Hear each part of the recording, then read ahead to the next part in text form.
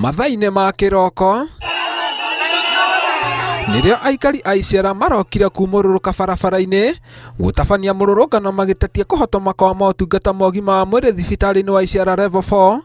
Ĩndĩ mũrũrũngano ũyũ ũgarũrũkĩte na gũtuĩka maithori thutha wa andũ atatũ kũhũrwo rithathi nĩ maabitha a borithi. Ni kuua, kulinda watu ni kuua. Serikali inalinda nini? Akiwa mnaua, mnalinda nini?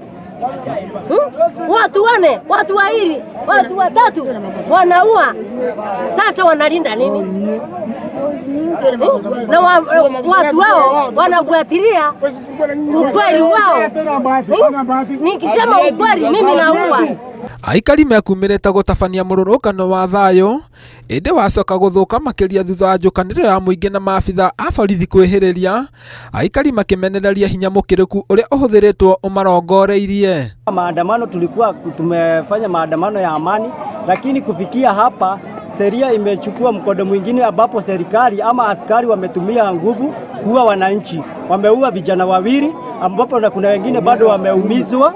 Sasa vile tunataka ni serikali ichukue hatua ya kuhakikisha hao maofisa wameua hao vijana wamechukuliwa hatua kali. Komishona wa borithi wa kaunti ya Embu Naria Wanyonyi nĩ ekĩrĩte mũkonde ndeto ĩno, no akiuga ndataũkĩirwo na kinyi nĩkĩ gĩthiĩte na mbere nginyagia njũragano na nguraro kuoneka.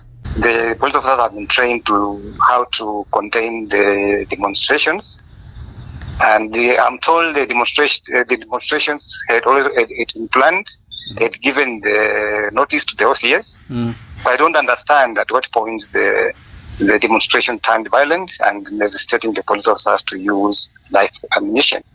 Oho no igĩte ũthuthuria baranginyo nĩ ũgũtabanio nĩguo kwenjera gĩtũmi kĩa maabitha a borithi kũhũthĩra njirũngi kũraga na kũguraria mũingĩ. Yes, exactly. With those police officers who use live bullets are going to be investigated. We'll bring on board the IPOA so that if they are found culpable, they will carry their own course, because we don't encourage use of live bullets on anybody. Na kuona mũrũrũngano ũyũ uma mateta ma thibitarĩ, aikari no marenda thirikari ya kaunti kũigĩrĩrĩka na gũkinyanĩria motungata ta ũrĩa kwagĩrĩire. We demand a well-equipped X-ray room. We demand a functional mortuary, functional fringe, functional staffing.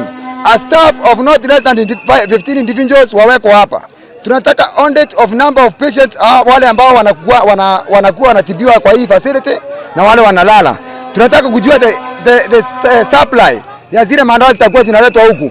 Ngiri Fotera, Inooro TV, njĩtagwo James Gatimo.